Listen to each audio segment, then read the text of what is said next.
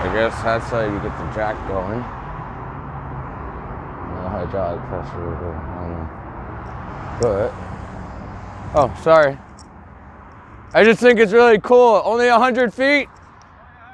I do boom lifts for 135 feet. It's serious.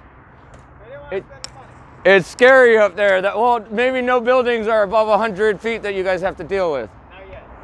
Right? Right? You never know. It's fun though. You just swing around up there. I couldn't imagine with the water pressure pushing because I used to do 4-aught cables running up, 5-wire, stadium lighting up there to light up movie sets. It could be scary at first times because you have to turn the machine off and the hydraulic pressure gives out and you never know when. Right. And you might be... Yeah, well, that too, also. Yeah, it's all fun. I mean, well, rewarding especially too.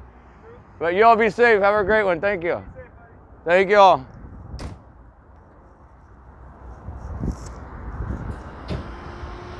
I'm gonna get you.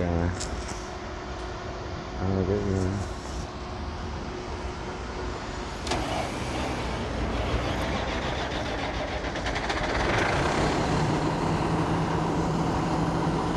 Brother? That is cool. I want to get your face in.